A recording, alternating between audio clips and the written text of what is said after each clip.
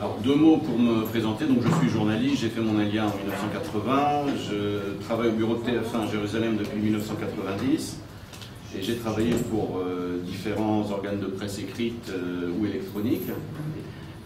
Et je m'intéresse particulièrement aux problématiques du moment, à savoir comment comprendre le monde tel qu'il est aujourd'hui, parce qu'on est au XXIe siècle, on n'est plus au XXe siècle. C'est une des thématiques qui vont revenir. Essayer de comprendre ce qui se passe aujourd'hui à travers les prismes qui étaient les nôtres dans les années 70 et 80, c'est fini, ça marche plus. Le thème de ce séminaire, c'est... Quelqu'un peut me rappeler le thème? Vers quel horizon mène le chemin de Christ. Voilà. Donc merci.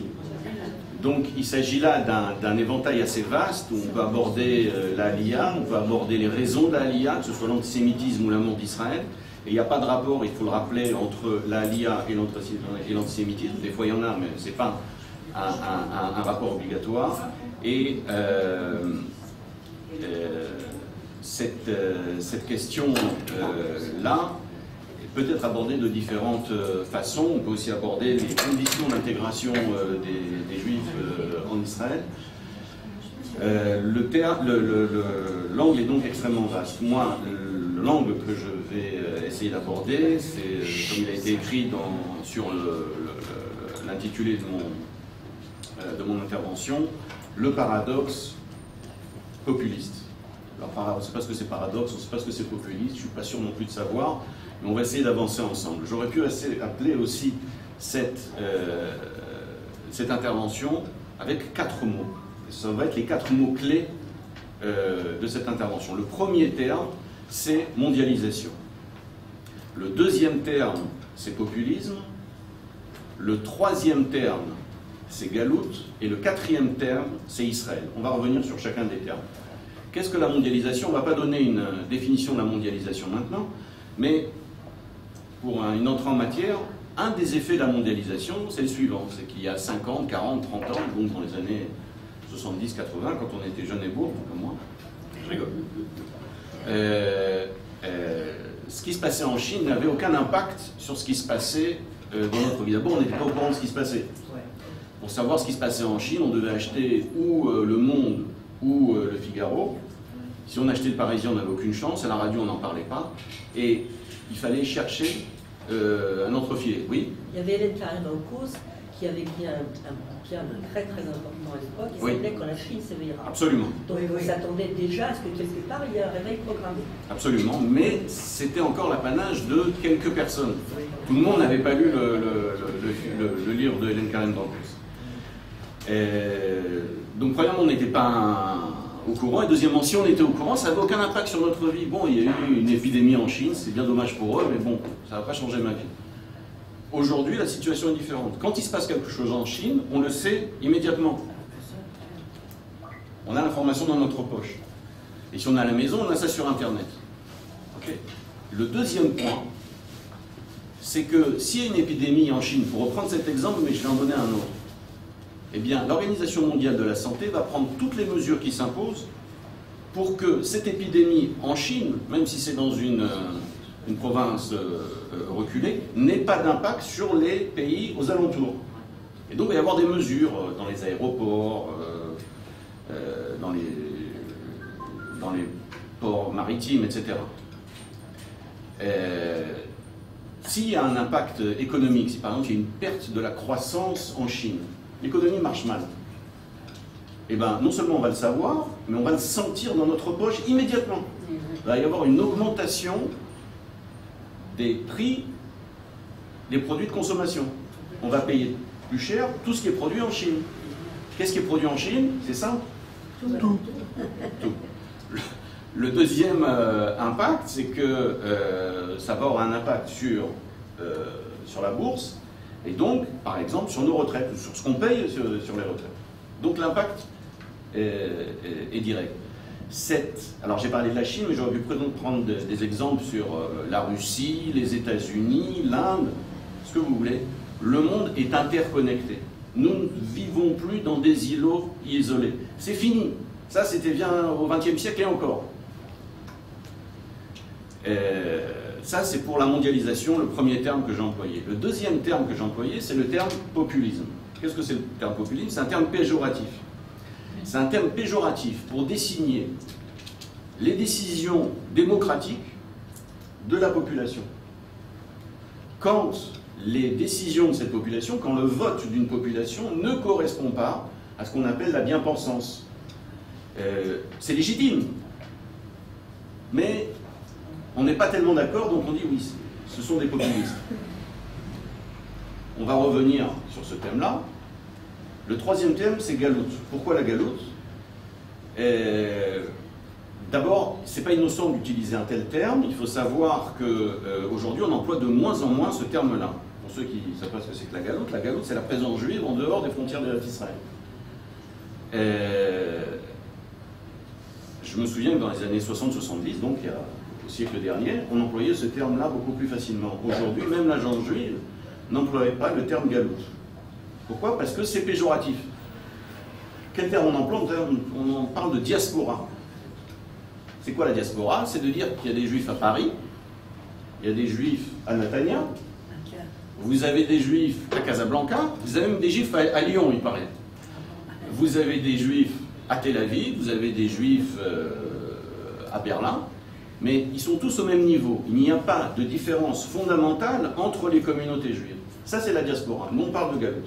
On est dans un cadre sioniste. Donc. Et finalement, évidemment, s'il y a des changements de nature globale, s'il y a une influence sur les communautés juives, ça a aussi une influence sur le quatrième terme que j'ai nommé, c'est Israël.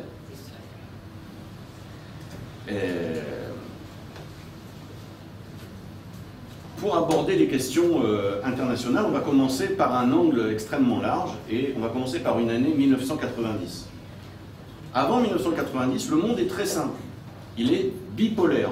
Nous avons d'un côté les États-Unis, de l'autre l'URSS. C'est simple. Israël est dans le camp occidental américain, les États arabes sont dans le camp soviétique socialiste. C'est un petit peu plus compliqué que ça, mais grosso modo, on peut séparer toutes les relations économiques, tout le monde politique, en un monde bipolaire. C'est simple, c'est noir ou blanc. 1990, patatras, qu'est-ce qui se passe? La chute du mur de Berlin, le système socialiste s'écroule, l'URSS n'est plus là. Et donc là, on a un problème. Le premier problème, c'est que personne, pas grand monde l'avait prévu. Et donc on va revenir là-dessus, ce qu'on appelle les observateurs, c'est-à-dire les journalistes, je fais partie, les universitaires, les diplomates, les philosophes, n'ont rien vu venir. Par contre, ils vont nous expliquer pourquoi ça a eu lieu. On va voir ce phénomène se reproduire assez fréquemment, c'est ce qui s'est passé notamment au moment du printemps arabe. C'est des spécialistes, ces gens qui bossent en permanence sur ces questions-là, mais qui n'ont pas prévu. Et donc, il faut expliquer le monde à partir de 1990 de façon différente. Nous ne sommes plus dans un monde bipolaire, mais dans quelque chose d'autre. Et donc, j'ai cité beaucoup de noms, après les noms ne sont pas très importants, il faut rendre à César ce qui est à César, c'est pour ça que je les cite, mais le premier, c'est Francis Fukuyama. Francis Fukuyama, qui est un japonais d'origine japonaise, universitaire américain, va développer la théorie de la fin de l'histoire. Qu'est-ce qu'il dit? Il dit avant, il y avait les Russes et il y avait les capitalistes. Tout allait pour le mieux dans le meilleur des mondes. Ils se faisaient la guerre, donc c'était clair, c'était fromage ou dessert. On était ou capitaliste ou socialiste. Maintenant, c'est la fin de l'histoire. L'histoire est une série de conflits. En l'occurrence, entre le socialisme et le capitalisme, le libéralisme, c'est pas joli d'utiliser le mot capitalisme. Maintenant qu'il n'y a plus de socialisme, il n'y a plus que le système libéral, et donc le système libéral a gagné, et on est plus ou moins vers les temps messianiques. C'est-à-dire qu'il n'y aura plus de guerre, tous les États vont être démocratiques, l'économie va bien marcher, et ceux qui ont le malheur de critiquer la théorie de la fin de l'histoire de Francis Fukuyama sont qualifiés de réactionnaires, de fascistes. Alors il y a des gens qui disent, ouais, ben, c'est bien joli ta théorie, mais il y a des petits problèmes. Jusqu'au moment où, quelques années plus tard, survient Samuel Huntington. Samuel Huntington est aussi un Américain qui, lui, va développer une autre théorie qui s'appelle le choc des civilisations. Et donc on va avoir deux théories, la fin de l'histoire, le choc des civilisations. Qu'est-ce que nous dit Samuel Huntington? Il nous dit on est passé d'un monde bipolaire, avec d'un côté les États-Unis, de l'autre côté l'URSS, on a compris. Contrairement à ce que dit mon camarade Samuel Huntington, on ne va pas arriver à un monde monopolaire, c'est-à-dire un monde où le système libéral va fonctionner. C'est faux, ça ne va pas se passer comme ça. On va arriver à un monde multipolaire. Trois concepts. Bipolaire, on a compris ce que c'était. Monopolaire, il n'y a plus qu'une seule puissance. Multipolaire, c'est qu'il y a plein de puissances. Quelles sont ces puissances? Et donc Samuel Huntington va commencer à développer son idée en disant il y a plusieurs civilisations. Il y a la civilisation arabe, il y a la civilisation chinoise, il y a la civilisation russe, il y a la civilisation européenne, les Américains, les Indiens, etc. Et tous ces gens-là, nous dit Samuel Huntington, vont se faire la guerre. Ou vont être en conflit. Pas forcément la guerre, mais ils vont avoir des avis et des opinions, des approches du monde qui vont être différentes. Et donc moi, je ne pense pas, comme Francis Fukuyama, que tout va aller pour le mieux dans le meilleur des mondes. Au contraire, il va y avoir des problèmes. J'ouvre une parenthèse ici sur Samuel Huntington. Quand il parle du choc des civilisations, il utilise une expression qui avait été utilisée par Bernard Lewis. Bernard Lewis est un orientaliste, spécialiste du monde arabe, qui lui avait dit, en analysant le monde arabe, il a parlé de bloody borders of Islam, les frontières sanglantes de l'islam. Qu'est-ce qu'il veut dire? Il dit que quand on voit le monde musulman, ou arabo-musulman, ces frontières extérieures, c'est-à-dire entre le monde musulman et le monde africain, ou le monde asiatique, ou le monde européen, etc., il y a des conflits. Mais il y a aussi des conflits à l'intérieur même du monde musulman. Et alors il fait des statistiques qui sont pertinentes pour début des années 90, et il dit que la majorité des conflits sont ou dans le monde arabo-musulman, ou en périphérie du monde arabo-musulman. Vous connaissez la fin de l'histoire, c'est que... alors je reviens d'abord sur ce point-là, c'est que toute personne qui avait le malheur de citer Huntington était qualifiée de réactionnaire, fasciste, raciste, je vous en passe. Et la fin de l'histoire, c'est quoi? C'est qu'en 98, Francis Fukuyama, donc celui qui a développé la théorie de la fin de l'histoire, c'est-à-dire tout va aller pour le mieux et pour le meilleur des mondes, se rend compte, après le printemps arabe, que le bas blesse. Okay, en fin de compte, que son ennemi idéologique fondamental, c'est-à-dire Samuel Huntington, a eu raison. Et donc là, on est à ce stade-là. Pourquoi je vous parle de cette différence-là entre la bipolarisation du XXe siècle et la multipolarisation de notre monde? Parce que quand on est beaucoup, eh bien, il faut s'entendre. Et c'est une introduction à cette idée-là, à cette idée de mondialisation. Maintenant, je vais citer plusieurs intellectuels, français, américains essentiellement, pour nous faciliter l'approche des concepts qu'on va aborder. La première personne que je voudrais citer, c'est un géographe qui s'appelle Christophe Guilluy, qui est français, et qui va nous expliquer la chose suivante. On va revenir là-dessus. Je fais ça très progressivement, très schématiquement, on fait ça. Christophe Guilluy, donc géographe, va nous expliquer que en Occident, il y a un phénomène qui est assez surprenant, c'est que les gens se séparent en fonction de leurs origines ethniques, en fonction de leur situation économique. Les gens ne vivent plus ensemble. Okay.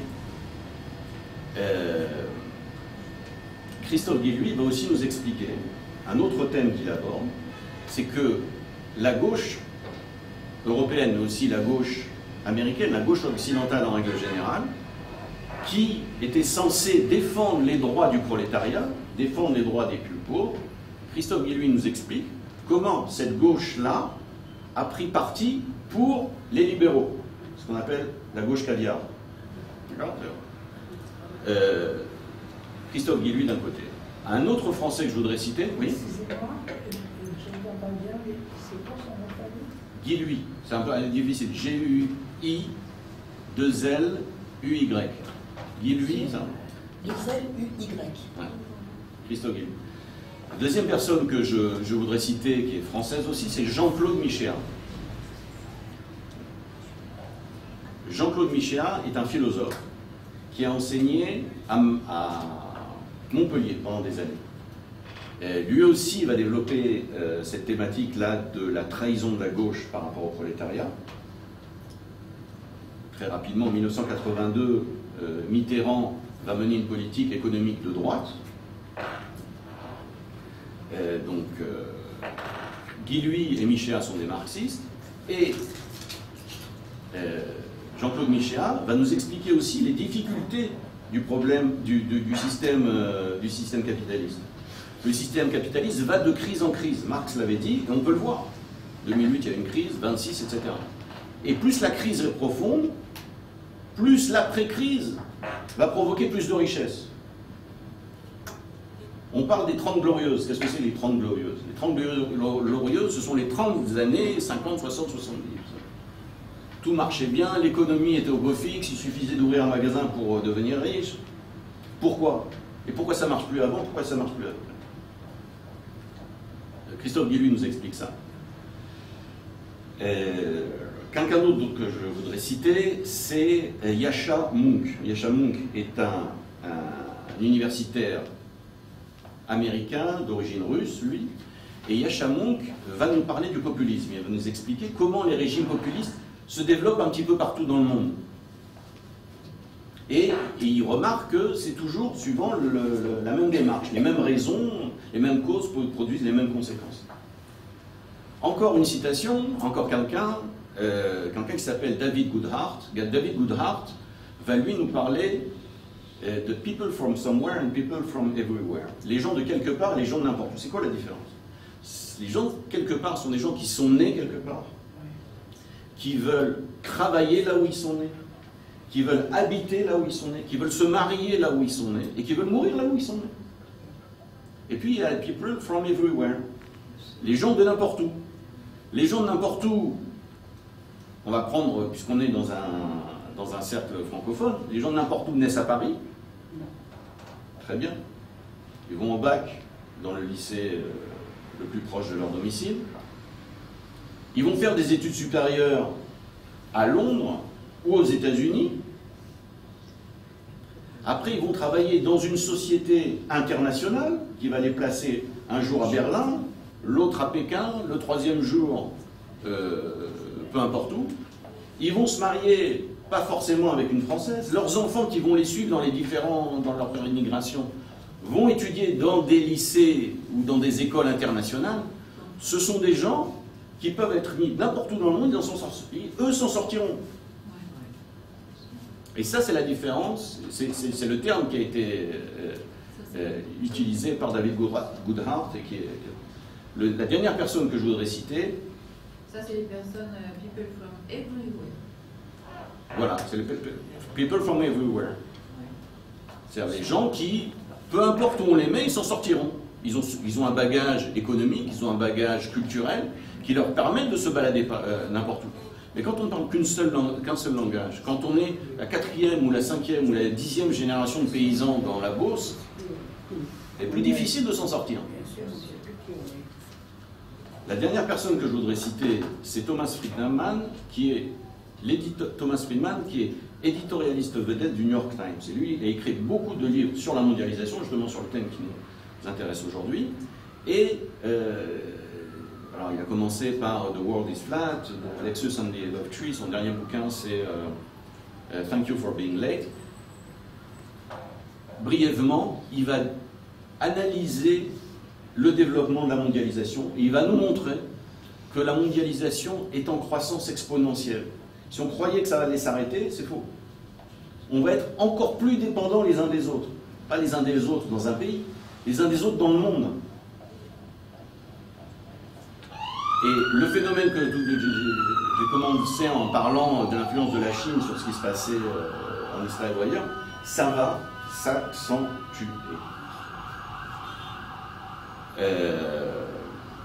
Avant d'aller plus loin,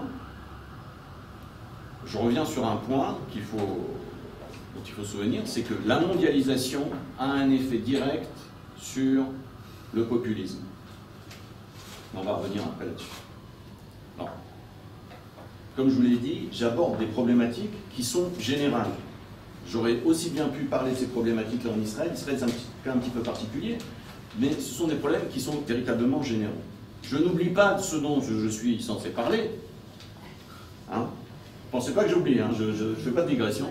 Mais il s'agit là d'une introduction qui va nous permettre de mieux comprendre les problèmes du XXIe siècle. J'insiste là-dessus parce que très souvent, quand je parle avec les gens, ils me parlent de droite et de gauche, par exemple. Et c'est fini, la droite et la gauche. Il n'y a plus de droite et de gauche. On va revenir là-dessus, sur ces thématiques-là. Aujourd'hui, les problèmes sont différents. Justement, à cause de l'interconnexion entre les gens. Alors, j'ai cité des universitaires, des journalistes, etc. On va revenir au plancher des vaches. On va faire les choses de façon beaucoup plus calme. On va faire ça de façon géographique. On va commencer par un pays qu'on connaît tous et qui s'appelle les États-Unis. Alors, aux États-Unis, comme vous le savez, il y a un président qui s'appelle Donald. Et lorsqu'il s'est présenté aux primaires du Parti républicain, tout le monde s'est moqué de lui. Comment est-ce que Donald pourra gagner les élections? On s'est moqué de lui. Il n'a aucune chance de toute façon. Ce gars-là va être éjecté, ça va pas faire long feu. Vous connaissez la fin de l'histoire, moi aussi, mais je vous la raconte quand même.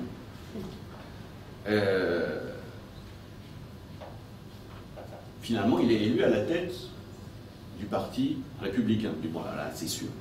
Bon, il a eu de la chance, mais les élections présidentielles, c'est sûr qu'il va. Ça ne va pas marcher. Donald Trump va avoir comme politique, après son arrivée au pouvoir, un axe qui est très simple.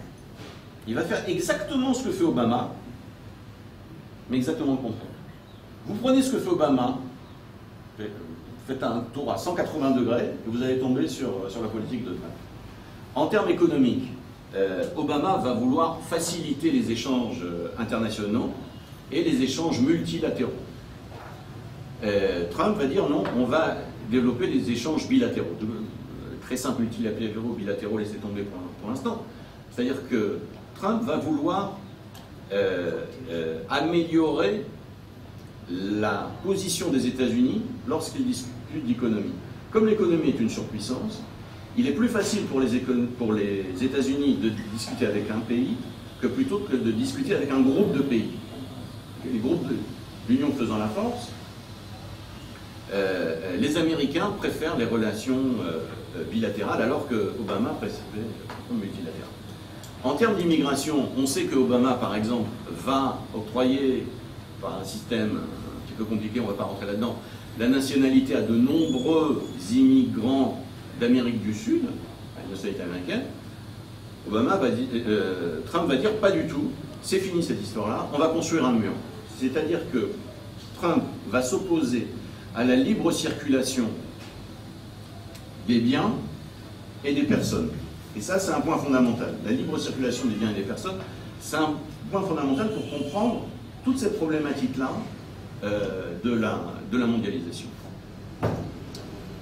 On va revenir sur Trump encore, et on va parler de sa campagne électorale. Trump a en face de lui une certaine Hillary Clinton, la femme de M. Clinton, et ils vont avoir une politique et un discours pendant ces élections qui est totalement différent. Hillary Clinton va parler, là c'est un terme clé qui va revenir aussi, à une coalition de minorités. C'est quoi une coalition de minorités? C'est-à-dire que Hillary ne va pas parler aux Américains. Elle va parler aux Sud-Américains. Elle va faire une différence entre ceux qui viennent du Mexique, ceux qui viennent du Guatemala, etc. Elle va parler aux Asiatiques, c'est-à-dire ceux qui viennent de Chine, ceux qui viennent de Corée, ceux qui viennent du Japon, etc. Elle va parler aux Noirs. Elle va parler aussi à ce qu'on appelle les minorités sexuelles, c'est LGBT.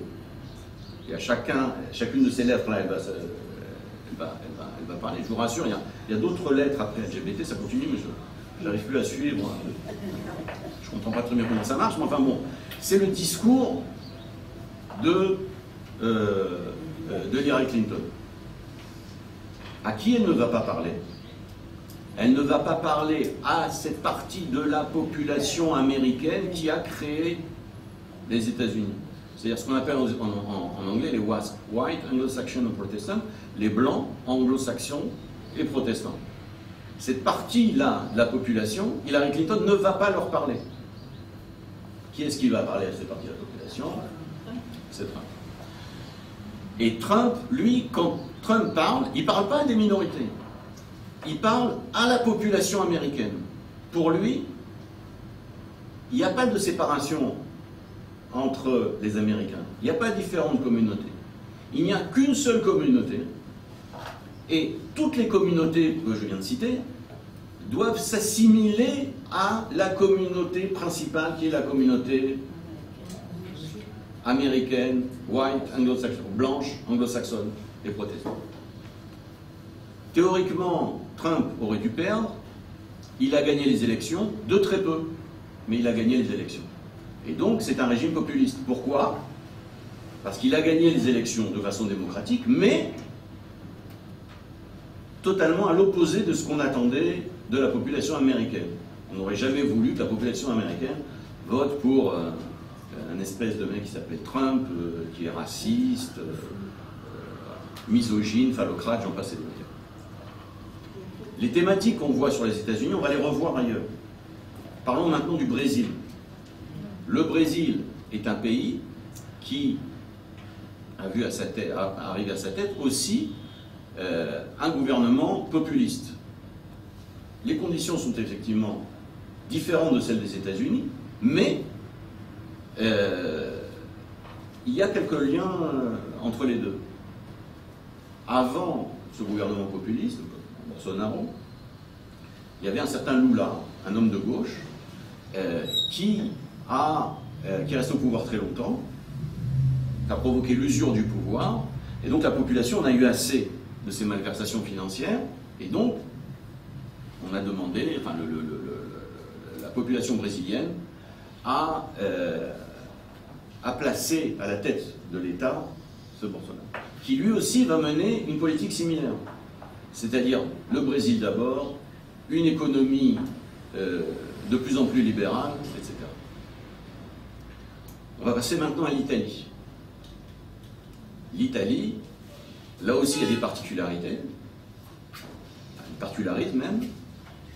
L'Italie souffre d'une instabilité politique chronique.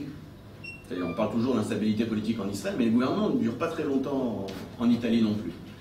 Et en Italie, on a un Salvini qui monte au pouvoir. Pourquoi? Eh bien, parce que l'Italie est sur le front des vagues migratoires. Regardons ce qui se passe au sud de la Méditerranée. Nous avons l'Égypte, le printemps égyptien, mais on est arrivé à une situation plus ou moins stable. Quand on monte au nord, on arrive au Liban. Là, ça va aussi, il y a un pouvoir central. Après, on a la frontière syrienne, bon là, ça ne marche plus du tout. Allons un petit peu à l'ouest. Le Maroc, il y a un pouvoir central qui fait son travail. L'Algérie, il n'y a pas de problème. En Tunisie aussi. Où est le problème? C'est en Libye. En Libye, on a une situation d'anarchie. Et toutes les populations africaines qui veulent rejoindre l'Occident, en l'occurrence l'Europe, passent par la Libye. Il y a d'autres voies, ils passent aussi par, mais disons principalement par la Libye. Et en face de la Libye, qu'est-ce qu'il y a là-bas? L'Italie. Comment ça marche? On connaît le système, il suffit de lire la presse pour savoir comment ça fonctionne. Des gens payent très cher, des Africains payent très cher des passeurs. Et donc, ils ont dû, pour nous, occidentaux, ces Africains-là sont pauvres, mais dans le contexte, ce sont des gens qui sont riches, ils ont pu payer un passeur. Ils payent donc ces passeurs, ils arrivent en mer Méditerranée. En mer Méditerranée, il y a des bateaux humanitaires qui vont les prendre à bord, et ensuite, ils vont les déposer dans le premier pays. Le premier pays, c'est effectivement... Vous parlez tous de l'Italie, mais quid de la Tunisie. Si ce sont véritablement des réfugiés, on peut les ramener en Tunisie, c'est ce que dit Salvini. Et Salvini, lui, va s'opposer à ce système-là, donc il est en bis-bis avec les Européens, et il veut que ces flux migratoires-là cessent. Un autre pays, et donc on a là aussi quelqu'un qui va essayer de fermer ses frontières, contrairement à ce qui se passait avant, etc., et favoriser l'économie de son pays plus que l'économie européenne. Ce sont des gens qui veulent d'abord l'intérêt de leur propre pays. On va continuer avec le Brexit. Le Brexit, c'est un vote qui a été fait aux États-Unis, en Angleterre, et qui est pour la sortie de l'Angleterre de l'Europe. Et donc là aussi, c'est un vote qui est totalement démocratique, mais qui est qualifié de populiste. Pourquoi? Parce que ça va à l'encontre de la pensée unique qui dit que non, il faut favoriser l'Europe. Très brièvement, on va parler maintenant de l'Europe de l'Est, avec quelqu'un comme Orban. Orban qui, lui aussi, va mener une politique similaire. Lui aussi est arrivé au pouvoir de façon démocratique. Lui aussi s'oppose à l'Europe dans sa politique des flux migratoires et qui lui aussi va vouloir favoriser les relations, notamment avec les États-Unis. Et d'abord, mon pays d'abord, c'est un nationaliste. Et maintenant, on va s'attarder sur la France. On va s'attarder sur la France parce que, d'abord, je vais citer Christophe Guilluy et Jean-Claude Michéa. Et puis parce que c'est une réalité que nous connaissons mieux, que vous avez vécu en France, donc vous percevez mieux les problématiques qui sont celles de la France, mais j'aurais pu mettre l'accent sur les États-Unis ou sur n'importe quel autre pays. Que nous dit notre ami Christophe Guilluy? Christophe Guilluy est un homme de gauche, c'est un marxiste, et c'est un géographe. C'est-à-dire qu'il a l'habitude d'aborder les problèmes sociaux, économiques, etc., à travers des cartes. Et il regarde des cartes de la France, d'autant plus que son domaine d'expertise, ce sont les couches populaires. Les couches populaires sont les gens qui gagnent du salaire moyen jusqu'en bas. Et il se rend compte de quelque chose. Il se rend compte qu'il y a une polarisation des populations. Qu'est-ce que ça veut dire concrètement? Tous ceux d'entre nous qui ont vécu en France savent que le prix de l'immobilier en France augmente, que ce soit à Paris, à Lyon ou à Marseille.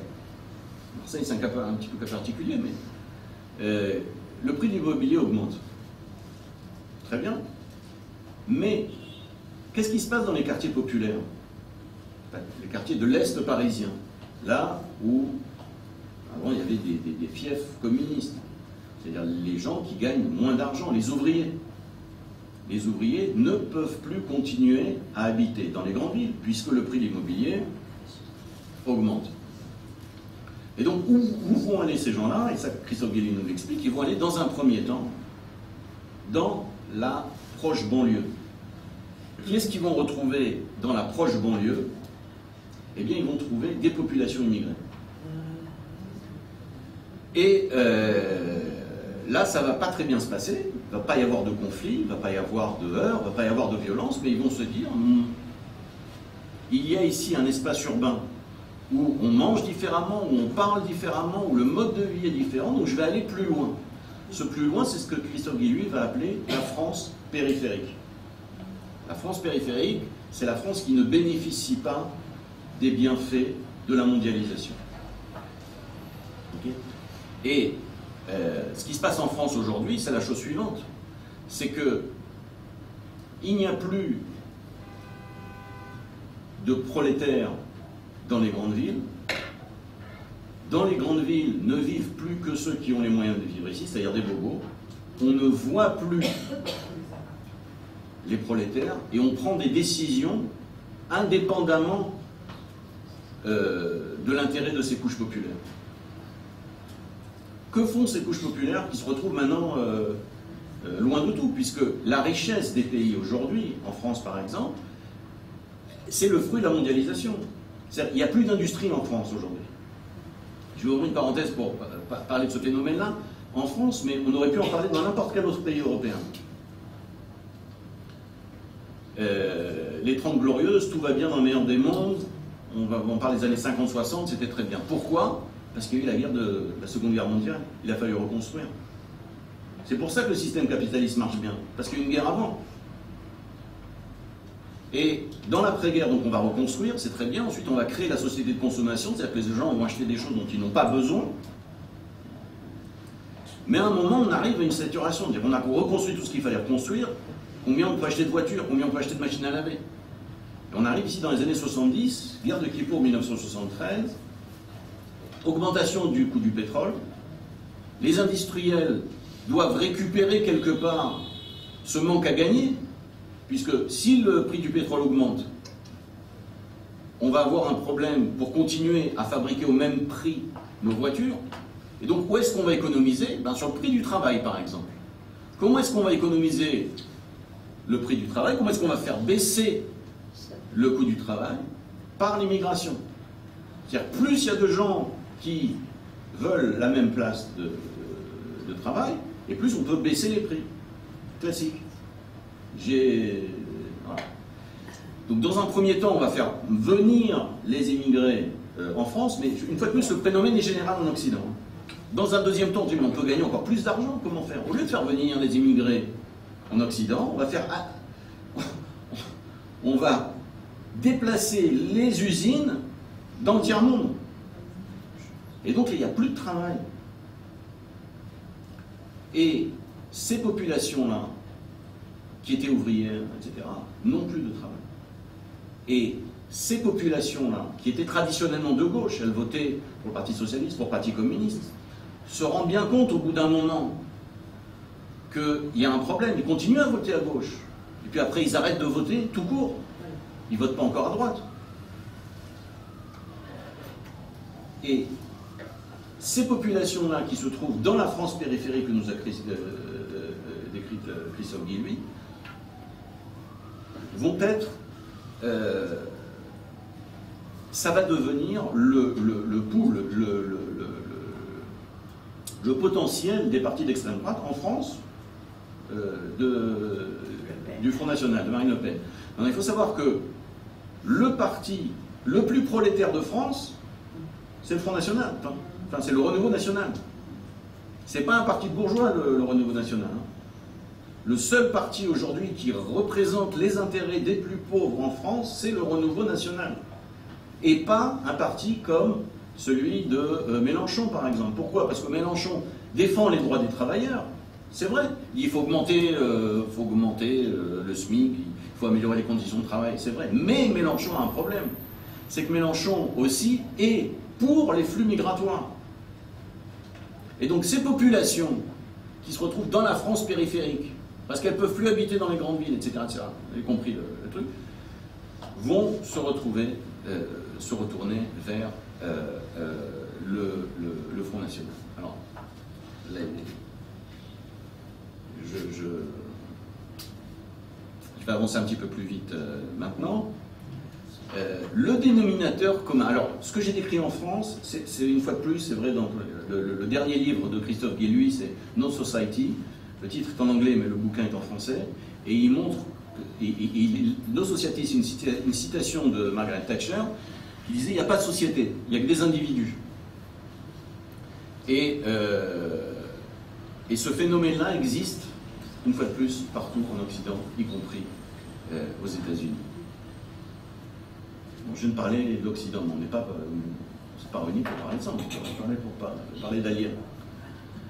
Eh bien, le dénominateur commun entre tous les pays que je vous ai cités, il y en a d'autres, c'est que tous ces pays-là, à l'exception d'Angleterre, soutiennent Israël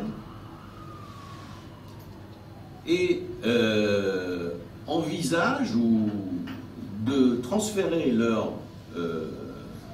ambassade à Jérusalem, pour beaucoup de pays. C'est-à-dire que... Pardon ? La France n'a absolument pas ne soutient pas Israël et n'a pas l'intention du tout de transférer. Absolument, vous avez raison. Mais là, on est parce que les partis populistes n'ont pas pris encore le pouvoir en France. Et on va arriver. Plafond de verre. On va voir ce qui va se passer. Mais effectivement, ce n'est pas, en l'occurrence, dans le cadre de ces parties, de ce qui se passe en France, c'est une exception, mais il y a d'autres exceptions. Ce que j'essaye de montrer ici, c'est une tendance. Ce n'est pas une généralisation. Je parle là d'une tendance de ces parties. Les États-Unis, on sait ce qui s'est passé, le Brésil, on sait ce qui s'est passé, l'Italie, l'Europe de l'Est. Et on voit une situation totalement paradoxale. On voit maintenant le paradoxe. C'est qu'on a un groupe de partis, un groupe de pays, pas tous les pays, vous avez parfaitement raison. Un groupe de pays qui sont pro-israéliens, voire pro-Likoud.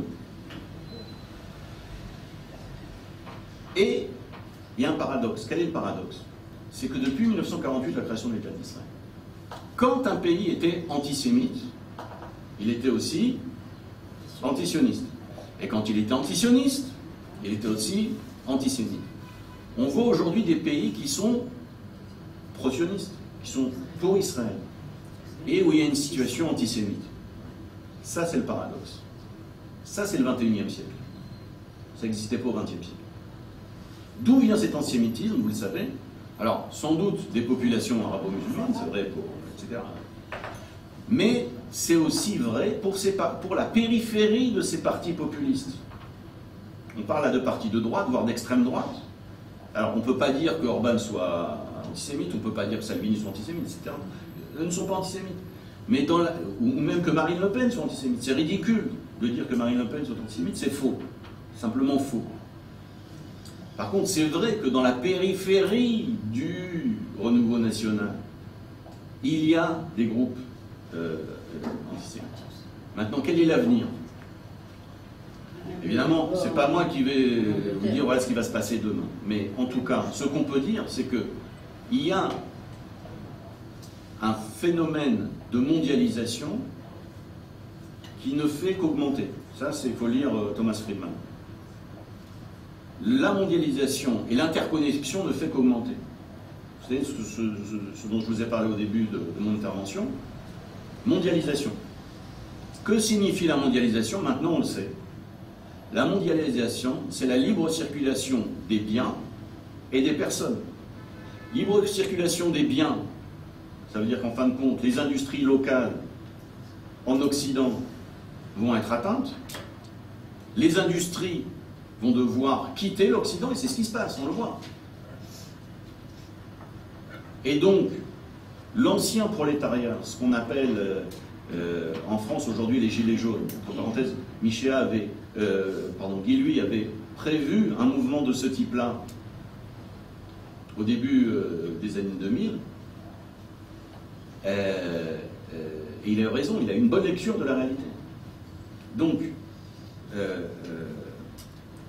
nous vivons une situation où la mondialisation provoque une libre circulation des biens, et donc ça veut dire que le prolétariat traditionnel va payer les pots cassés, et libre circulation des personnes, c'est-à-dire, pour parler en bon français, des flots migratoires, et avec une réaction à ces flots migratoires. Ces flux migratoires. La réaction de ces flux migratoires, c'est une montée en force de l'extrême droite. Et donc ça, c'est un phénomène qui est stable. Et donc, on peut donc considérer que nous nous trouvons aujourd'hui dans une situation paradoxale, où nous avons d'un côté, quelque part, une augmentation du soutien à Israël, et de l'autre côté, une augmentation de l'antisémitisme. Non, la situation est beaucoup plus compliquée que ça, on pourra aborder ça plus tard dans le cadre, si on a vous voulez poser quelques questions. Il est 10h55, on a encore 20 minutes devant nous.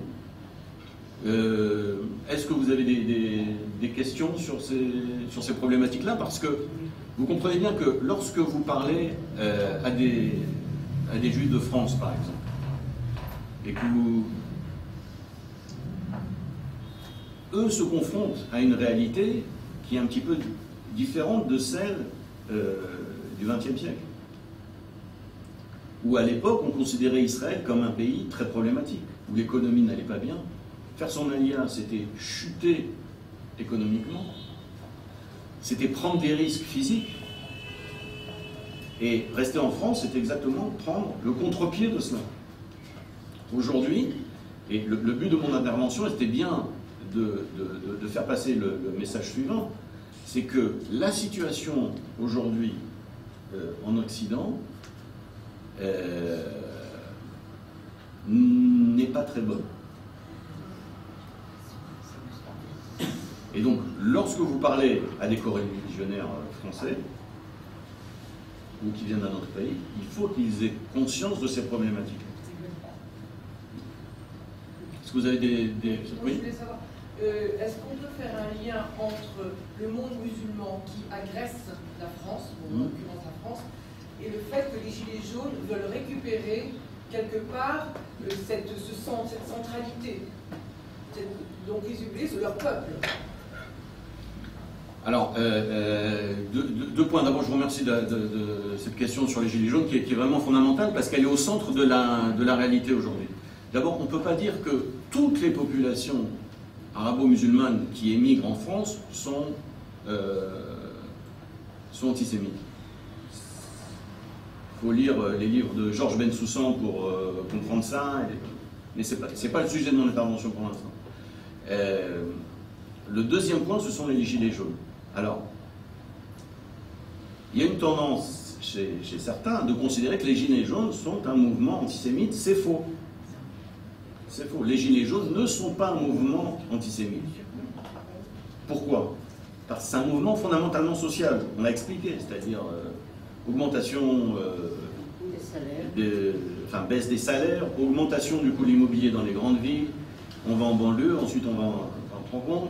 Il n'y a personne politiquement pour nous défendre, et donc nous, les habitants de la France périphérique, tels qu'ils ont été décrits par Christophe Guilluy, nous devons prendre notre destin en main, parce que le Parti communiste n'est pas là pour nous défendre, le Parti socialiste, ça fait depuis longtemps qu'il fait le jeu de la grande bourgeoisie. Je tiens le discours là des Gilets jaunes, et on doit s'organiser tout seul.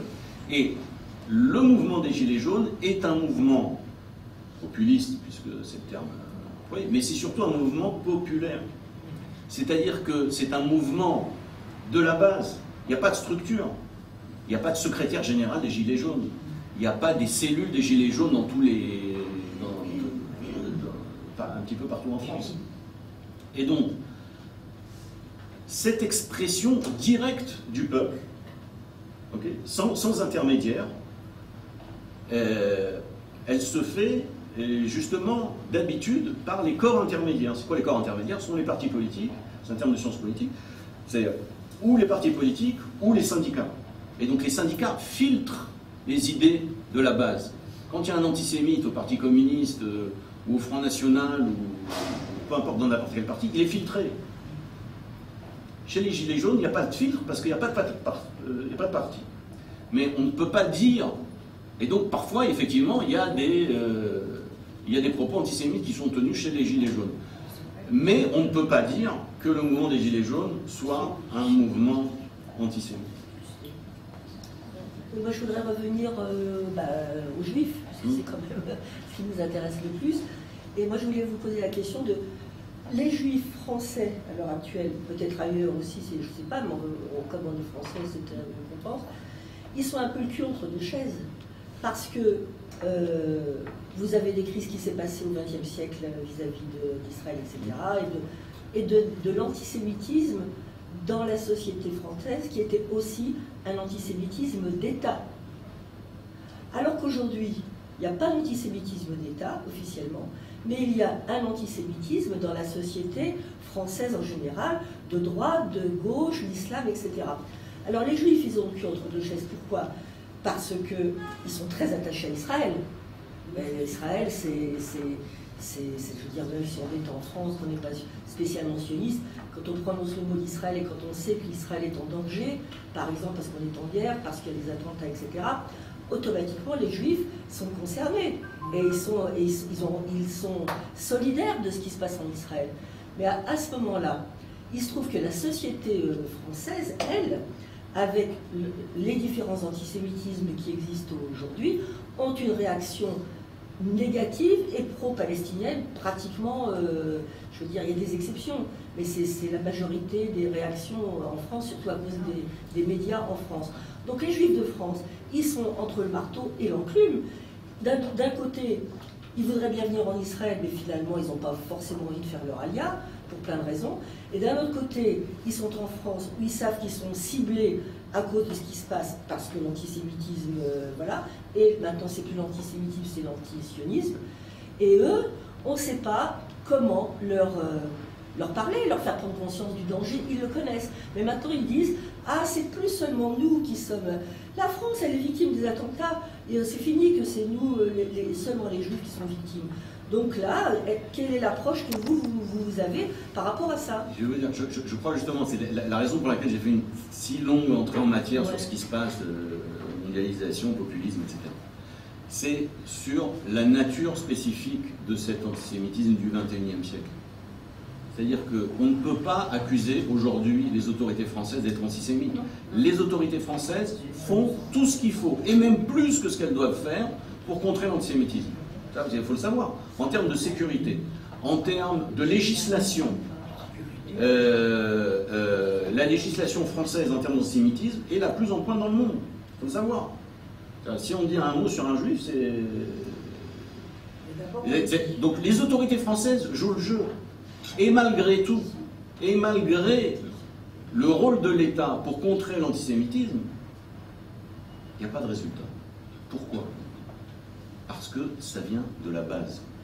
C'est exactement, lorsqu'on parlait tout à l'heure des Gilets jaunes, on ne parle pas là d'un mouvement structuré, d'un mouvement qui est qualifié donc en sciences politiques comme un corps intermédiaire entre la population et le gouvernement, mais là, c'est un mouvement qui sort directement de la population et qui agit directement. Et au XXe siècle, on pouvait dire « Ah oui, c'est le Front National. Ah oui, c'est tel parti. » Mais à partir du moment où on voit ce qui se passe dans le 9-3, par exemple, hein, le département de France, où apparemment il n'y a plus de juifs dans le public. Pourquoi? Parce que on peut citer aussi un directeur d'établissement à Marseille qui a conseillé à des parents juifs de ne pas envoyer ses enfants dans le public, parce qu'il n'était pas en mesure de garantir leur sécurité. Il n'y a pas un parti en face, il n'y a pas une organisation en face. C'est une réalité sociale. Et contre cette réalité-là, il n'y a rien à faire. C'est trop tard. Ma question, c'est les Juifs. C'est oui. Pas la société française, puisqu'on la connaît. Moi, je vous dis le paradoxe des Juifs qui sont... Mais je vais vous dire ce qu'il faut... À la fois vis-à-vis il faut leur faire prendre conscience. De la société dans laquelle ils vivent. Moi, ce que je dis, c'est peut-être pessimiste. Pardon? J'ai dit ils sont conscients, mais non, mais qu'ils soient conscients, d'accord. Mais nous, on regarde ce qui se passe. Nous, en tant que... Nous, on est en Israël, on a fait notre alia. On n'est pas dans la même situation qu'eux. De la même façon qu'eux s'inquiètent pour nous quand on est en guerre, les attentats, etc. Nous, on s'inquiète pour eux parce qu'on a des familles, on est concernés par ce qui se passe dans les Juifs de France. Je vous ai dit, ils sont entre le marteau et l'enclume. Vous, qu'est-ce que vous dites de cette situation des Juifs? Moi, d'abord, la situation des Juifs depuis 1948, ils savent que l'État d'Israël a été créé. D'accord. Non, mais c'est fondamental ça, parce que au bout de... Ça fait 70 ans que ça dure cette histoire-là. Ah ouais. Non, à un moment à un autre, il faut pouvoir parler de galoute et pas de diaspora. Il faut pouvoir faire la différence entre un des sionistes et pas des sionistes. Entre des sionistes de salon et des gens qui prennent un billet aller simple pour Israël. Okay. À un moment, il faut commencer à... Ça, c'est le premier point. Enfin, le deuxième point, le deuxième point, c'est qu'il faut insister sur le fait que cet antisémitisme-là, on ne peut pas le juguler. Et je voudrais citer, on arrive à la fin, Simon Epstein. Simon Epstein, qui est un historien et qui s'est longtemps intéressé, qui s'intéresse encore à la période de l'avant-guerre et de l'après-guerre et de l'antisémitisme. Et dans ses ouvrages, il montre comment, malgré l'activisme des organisations juives avant la Seconde Guerre mondiale, et même après la Seconde Guerre mondiale. Ça ne change rien au fond de l'histoire. Qu'on soit actif ou qu'on soit passif. Qu'on fasse ça de façon publique ou de façon secrète, qu'on agisse directement ou en sous-main. Il y a eu toujours ce mythe, et ça c'est très intéressant ce que dit Simon Epstein, parce qu'on a toujours passé du mythe de la passivité juive. Dixit Simon Epstein. Et il prouve qu'il n'y a jamais eu de passivité juive en France avant la guerre. Il y avait des organisations juives qui manifestaient, des juifs se battaient en duel au XIXe siècle. Il donne de très nombreux exemples, je ne vais pas citer tous les travaux de Simon Epstein. Mais il y a eu une action contre l'antisémitisme, et quel a été le résultat? On connaît le résultat. Or, aujourd'hui, on n'est pas en 1933. On n'est même pas en 1945. On n'est même pas en 1948. On est après 1948. Et donc, les données du problème sont extrêmement claires. Elles sont sur la table. Les données sont... Maintenant, quelqu'un qui ne veut pas voir la réalité, ben, il ne la verra pas. D'accord, mais c'était pour ça que je vous posais la question. Dans cette situation actuelle que l'on connaît, surtout quand on a vécu le XXe siècle et qu'on a vécu beaucoup de ce qui s'est passé au XXe siècle, on arrive à aujourd'hui, on sait que l'antisémitisme, il est là, et de toute manière, on ne peut rien faire contre.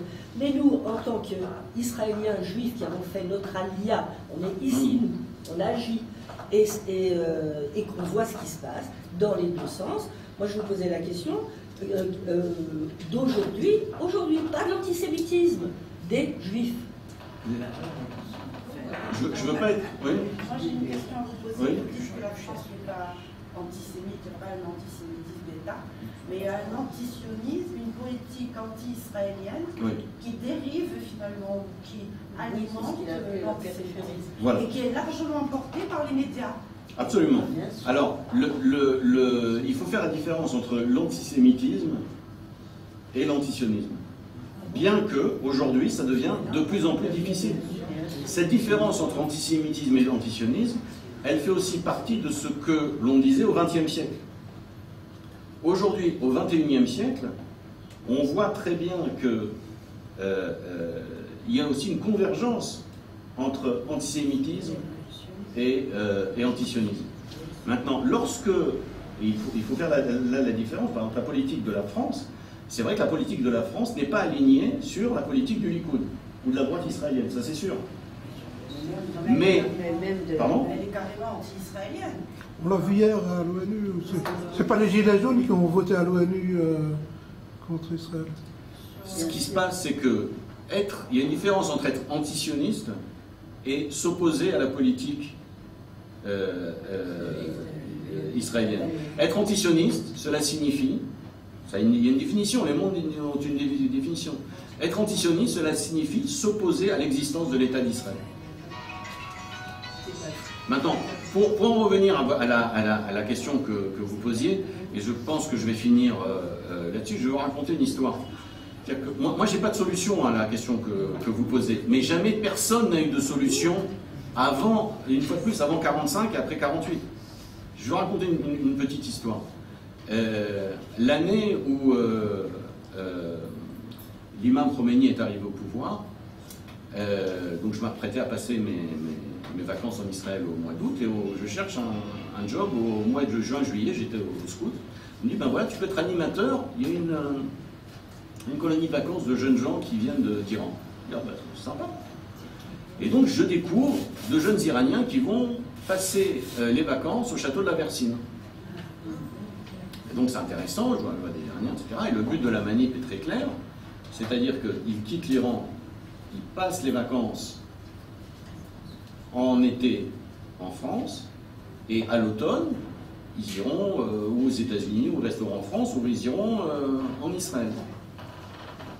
Je leur dis au revoir, moi je vais passer ma vacance en Israël, eux poursuivent leurs vacances en Iran, je reviens en septembre, et je retrouve le directeur de la colonie qui lui avait suivi l'histoire. Et je lui dis, ah bon alors où est-ce qu'ils sont maintenant? Ils sont en Israël?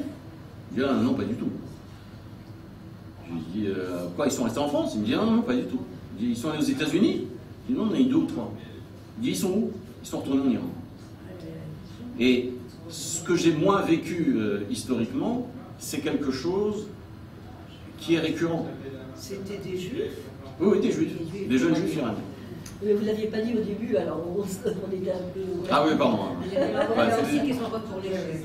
Voilà, Les Français, ils ont colonisé. Ils ont été colonisés. Moi, je suis au Maroc. Je sais qu'on était trop pro-français parce que la situation, on était marocains. Ils ont colonisé, ils ont laissé des Arabes dans les quartiers. Et c'est sûr qu'ils leur rendent maintenant. Il faut qu'ils viennent aussi à leur tour. Et c'est normal. Moi, je trouve ça tout à fait normal. Comme on est venu en France, c'est tout à fait normal. Ils ont colonisé, ils leur ont laissé dans les quartiers. Je sais, moi, je suis marocaine et j'ai vécu ce qui s'est passé. Bon, là, vous ouvrez. On n'a pas à se plaindre parce que vraiment, ils n'ont pas du tout à. Je vais conclure sur un autre thème, c'est celui de la colonisation. Il y a eu une polémique en France sur les bienfaits de la colonisation. Alors c'est vrai que la colonisation, ça a été aussi une tentative d'exploiter les biens, la nature, les matières premières des pays colonisés, c'est vrai. Mais c'est vrai aussi que quand les colons ont quitté les pays colonisés, ils ont laissé des infrastructures qui, jusqu'à présent, très souvent, sont les seules qui existent dans de très nombreux pays colonisés. Donc, le point final, donc, si je devais conclure sur un point, c'est bien faire la différence entre la nature aujourd'hui de la mondialisation, qui a un impact sur le populisme, et ce populisme-là crée un paradoxe, qui est que dans certains pays, on a une politique pro-israélienne, avec des gouvernants qui sont totalement d'accord avec Benyamin Netanyahou, et dans le même temps, dans ce même pays-là, vous avez l'antisémitisme. C'est un paradoxe. Alors, ça, je ne dis pas que ce paradoxe est global, total partout en Europe, mais cette situation-là, où Israël bénéficie quelque part d'un soutien international, et où la population juive souffre d'un antisémitisme grandissant. Merci. Merci beaucoup.